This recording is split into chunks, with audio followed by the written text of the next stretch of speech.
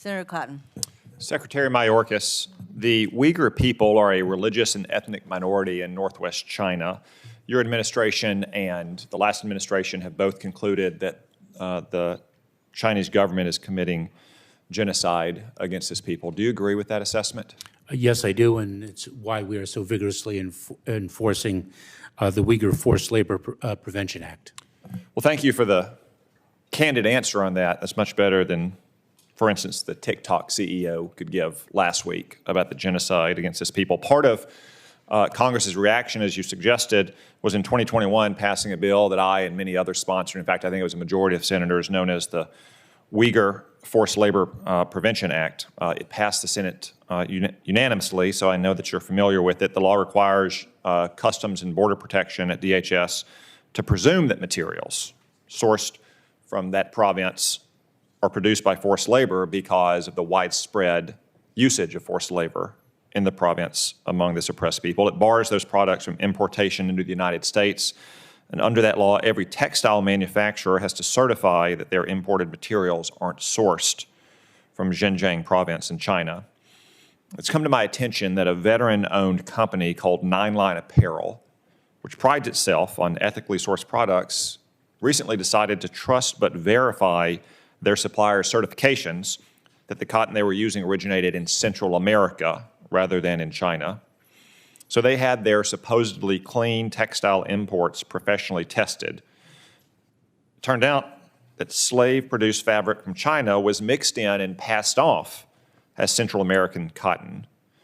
9 Line Apparel did the right thing and got rid of all that material, and they reported it to Customs and Border Protection, offering to give them all the evidence they needed from their professional testing facility. But unfortunately, CBP decided not to follow up. They directed 9 Line Apparel to submit a complaint to a generic email box, which was not replied to.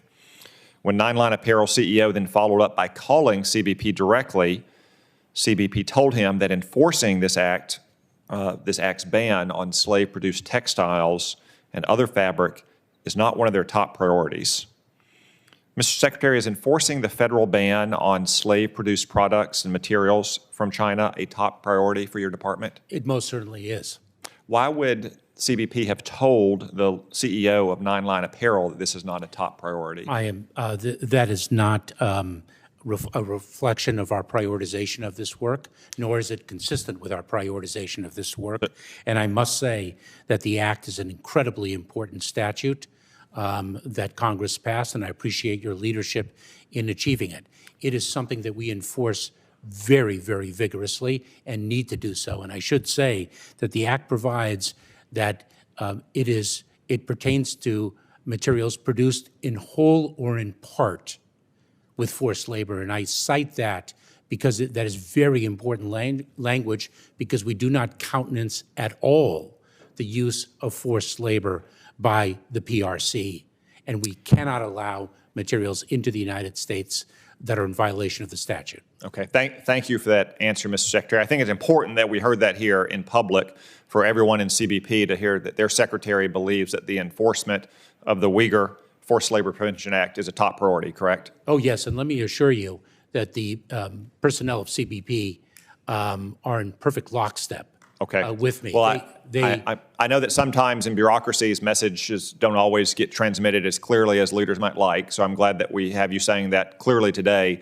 I would also like to be able to follow up with you and your team in the next couple weeks about this specific case of 9 Line Apparel and see what might have happened in that matter. I look forward to doing so.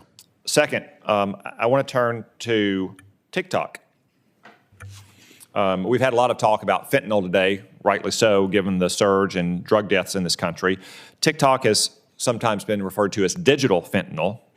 You may have seen last week that the CEO of TikTok testified, and he tried to pass off this Chinese communist spying app as safe because it had a, quote, U.S.-based team who oversees the massive amounts of Americans' data that TikTok vacuums up.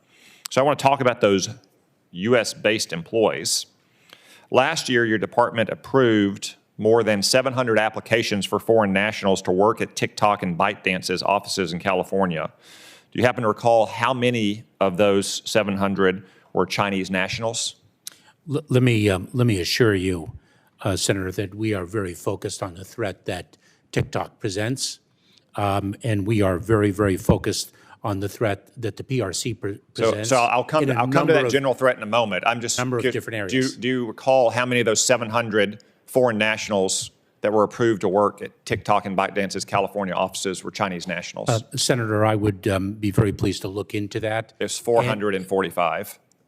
It doesn't sound like a U.S.-based team to me, despite whatever Shou, the CEO of TikTok, said last week, if they're predominantly Chinese nationals. Do you think employees coming to work at ByteDance and TikTok in the United States might be tied to the Chinese Communist Party or the People's Liberation Army? Senator, that is indeed a concern of ours, and we are working to ensure that the visa screening process is as robust and vigilant as it needs to be. Okay, let me share also that, of course, the TikTok transaction is something that is under a review and is the subject of litigation. We are very, very focused on the peril that TikTok presents. I understand. I think TikTok should have been banned a long time ago. I would point out that last week, as the administration floated this plan, so-called Project Texas, which I think is deeply misguided, and the sale of TikTok, China's government said they would never allow that to happen, which contradicts everything TikTok has ever said about not being beholden to the Chinese government. But I want to come back to your department. The Cybersecurity and Infrastructure Security Agency, or CISA, reports to you. They call themselves America's Cyber Defense Agency. I looked on their website recently. As far as I can tell, though, CISA has never issued a warning about TikTok, other than to recommend people update the TikTok app to fix software bugs. I got to say, I'm less concerned about bugs in TikTok than I am about features in TikTok. And the features of TikTok is it's designed to vacuum up every bit of data on an American's phone, not just their videos from the app itself, but their contacts, their emails, their text messages, their photos, perhaps even activate their microphones and their cameras remotely. So has CISA ever issued a warning to the American people about TikTok other than updating the software to avoid bugs? Senator, CISA's focus is indeed on cybersecurity. We are a member of the Committee for Foreign Investments in the United States, CFIUS, of which you are very familiar. And we, and across the administration, are focused on the TikTok challenge more broadly. Well, I would encourage you and CISA to take a more or to take a closer look at this and make it more prominent on the website. I think many Americans still don't understand why so many of their elected officials are so hostile to TikTok. Even that hearing last week when Democrats and Republicans alike excoriated the disgraceful performance of Shou, the TikTok CEO, they're still wondering why their elected officials are still worried about their privacy and their security. Let's turn to Mr. Shou. Do you know what nationality Shou is? I do not, Senator. It's hard to find out on the internet what he is. He's often referred to as a Singaporean.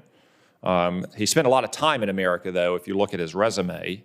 I assume that he's not an American citizen, because if he was, I'm pretty sure TikTok would refer to him as our American CEO, as they did his short-term predecessor. Senator, just a number of months ago, I was in Singapore, and to address in the Indo-Pacific region the threat that the PRC presents. When countries accept their loans, there's no free lunch, as I articulated in my remarks, and how precarious it is to allow the PRC to actually build and own the infrastructure upon which many of these countries rely. Well, I appreciate that. I just want to have a few concluding thoughts with Mr. Shou, who seems to me like a Communist Party stooge, an agent of communist influence in America. You know, he wouldn't admit what you admitted very quickly and highlighted the importance of, that China is committing a genocide against its own people. In fact, I think he was asked once if TikTok spies on Americans, and his answer was that, well, he wouldn't use the word spying as exactly the right word. So the Immigration and Nationality Act makes any alien deportable if they, quote, engage in any activity to violate any law of the United States relating to espionage or sabotage or a few other things. Seems to me that Mr. Shou is a foreign national in the United States representing essentially an arm or an agency of the Chinese Communist Party, as they acknowledged last week, he shouldn't be allowed to stay in the United States, and he certainly shouldn't be invited back in. I don't think we need agents of Chinese communist influence in our country, especially coming to spread their lies in the United States Congress. See, my time has expired. I look forward to following up with you on the Forced Labor Act matter, and thank you for clarifying that for all of your CBP officers around the country. Thank you, Senator. I call on myself for 10 minutes. Welcome, Mr. Secretary. I would ask for unanimous consent to